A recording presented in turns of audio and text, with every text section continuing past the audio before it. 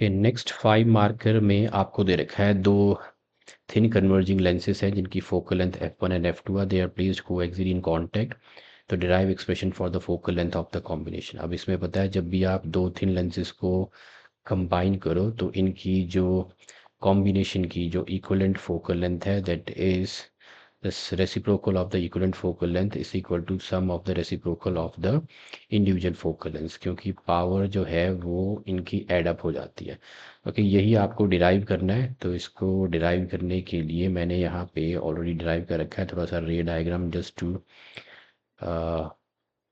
Make sure that the video is not too lengthy.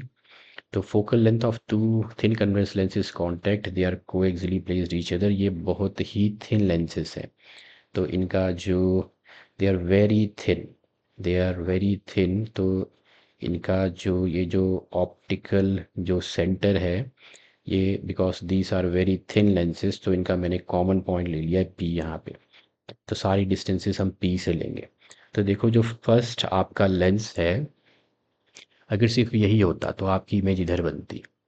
अगर हम second lens को ignore कर दें या इस डायग्राम में से हटा दें तो यहाँ बनेगी। लेकिन अब क्या है, सेकंड लेंस है यहाँ पे तो रे ऑफ लाइट इधर से जब निकलेगी तो यहाँ फिर रिफ्लेक्ट होगी, फाइनल इमेज आपकी यहाँ बनेगी।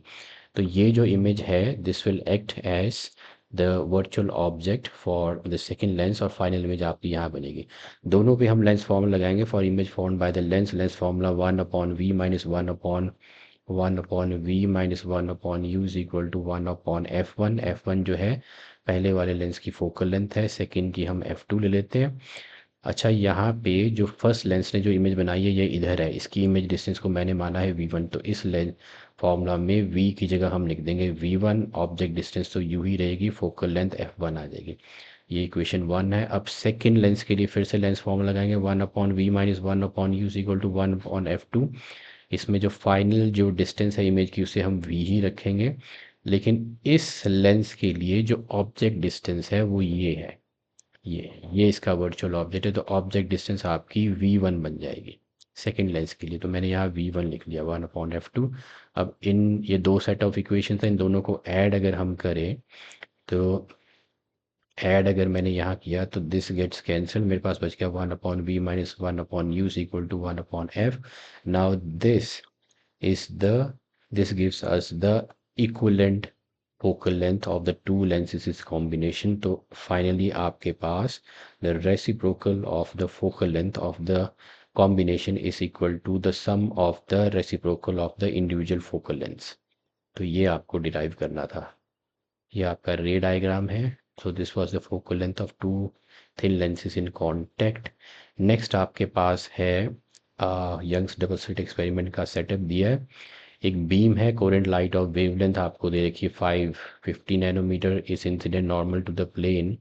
तो आपको पता ही है जो यंग्स डबल स्लिट एक्सपेरिमेंट है these are the two slits, और यहाँ से जो वेव्स हैं they meet up at the different points जहाँ पे इंटरफेरेंस पैटर्न बनता है। एंड आपको जो S1 और S2 दोनों की विड्थ दे रखी है, they are separated by, separated means दोनों के बीच की डिस्टेंस ऑफ सेपरेशन जिसे स्मॉल d से डिनोट करते हैं 1.11 mm है। और दोनों का जो जिस प्लेन में ये है उस प्लेन की distance from the screen is 2.2 metre. ये सब आपको दे रखा है for the Young's double slit experiment. Given data मैंने यहाँ लिख लिया, वेवलेंथ को कन्वर्ट कर लिया मीटर में, डिस्टेंस ऑफ जो सेपरेशन है मिलीमीटर को मीटर में, और distance from the screen. Fringe width आपसे पूछिए तो फ्रिंज विड्थ का फॉर्मूला। तो अब यहाँ पे जो आपको पता ही है कि जो यहाँ पे इंटरफेरेंस पैटर्न बनता है these are alternate bright and dark fringes. तो दो सक्सेसिव डार्क फ्रिंजेस के बीच में या दो सक्सेसिव ब्राइट फ्रिंजेस के बीच की डिस्टेंस को हम बोलते हैं fringe width denoted by beta, और इस फॉर्मूला रहता है लेमडा डी इंटू डी। तो यहाँ पे अगर वैल्यू सब्स्टिट्यूट करें तो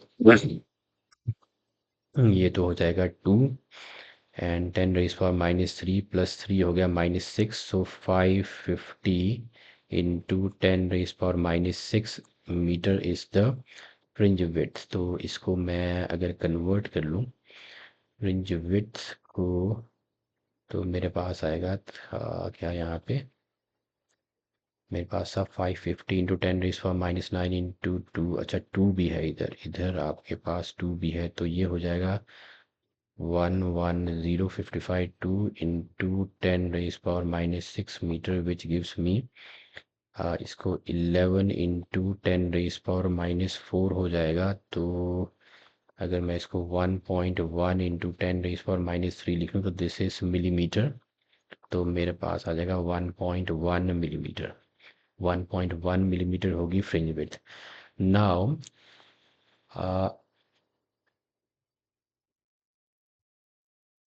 फर्स्ट वन हो गया। नेक्स्ट आपको फाइंड आउट करनी distance of the second dark fringe. Second dark fringe अगर ये सेंट्रल मैक्सिमा है तो सेकंड डार्क फ्रिंज आपकी ये है, तो यहाँ से इस डार्क फ्रिंज की आपने डिस्टेंस फाइंड आउट करनी है फ्रॉम सेंट्रल मैक्सिमा।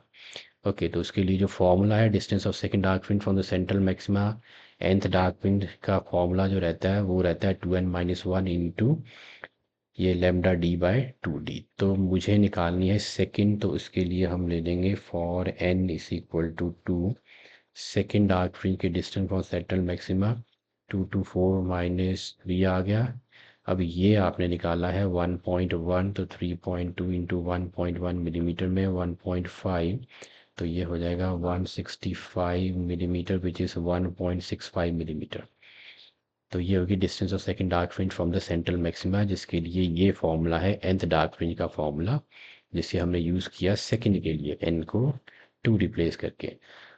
थर्ड जो है, थर्ड में आपको दिया है entire apparatus is immersed in water.